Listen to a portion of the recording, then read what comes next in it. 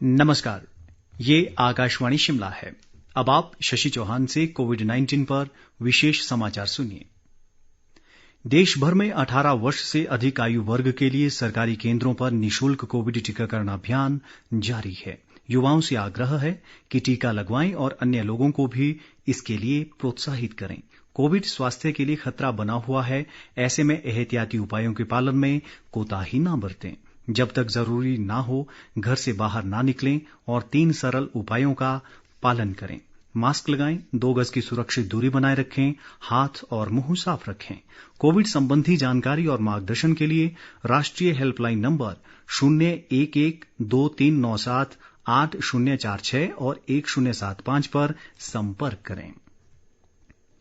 Covid महामारी के खिलाफ लड़ाई में भारत ने एक महत्वपूर्ण उपलब्धि हासिल की है। देश को 12 वर्ष या उससे अधिक के किशोरों के लिए कोविड रोधी वैक्सीन मिल गई है।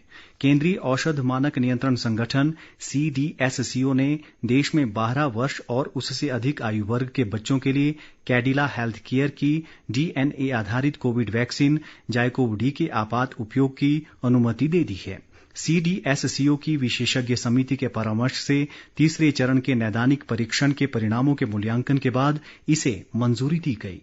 इस वैक्सीन की प्रभावशीलता 66.6% है और इसे 2 से 8 डिग्री सेल्सियस तापमान के बीच सुरक्षित रखा जा सकता है। इस वैक्सीन की 3 डोज दी जाएंगी। पहली डोज देने के बाद 28वें दिन दूसरी और 56वें दिन तीसरी डोज दी जाएगी। प्रधानमंत्री नरेंद्र मोदी ने कहा कि देश कोविड के खिलाफ पूरी ताकत के साथ लड़ रहा है और दुनिया की पहली DNA आधारित जाइडस कैडिला की जाइकोव-D वैक्सीन देश के वैज्ञानिकों की महत्वपूर्ण उपलब्धि है।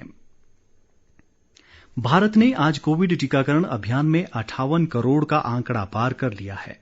स्वास्थ्य मंत्रालय ने इसे कोविड के विरुद्ध संघर्ष में एक नई उपलब्धि करार दिया है। कल 36,36,000 कोविड रोधी टीके लगाए गए।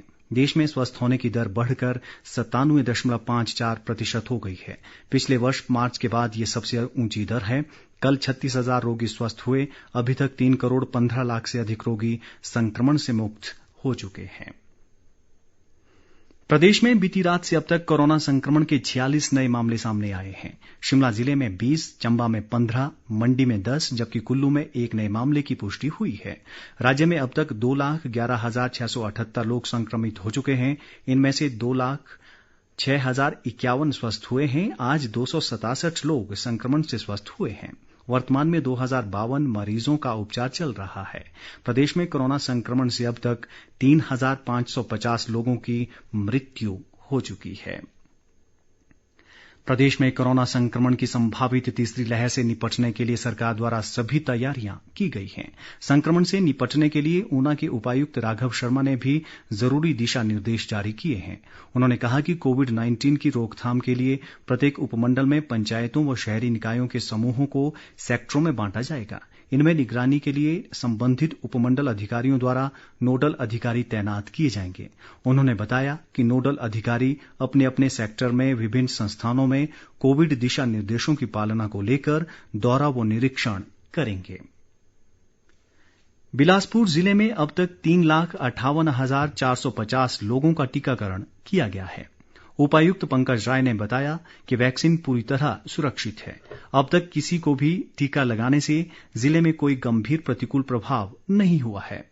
उन्होंने कहा कि जिला में 60 वर्ष से ऊपर के 53,962 लोगों को अब तक पहली डोज और 38,370 को दूसरी डोज दी गई है। उन्होंने कहा कि 45 से 59 वर्ष तक के 73,803 लोगों को प्रथम डोज और 56,622 लोगों को दूसरी डोज लगाई गई है। उन्होंने बताया कि 18 से 44 साल के 1,32,475 लोगों को पहली जबकि 3,218 लोगों को दूसरी डोज दी गई है। उपायुक्त ने बताया कि जिला में 2,42,486 लोगों के कोविड-19 सैंपल जांच के लिए IGMC शिमला भेजे गए हैं।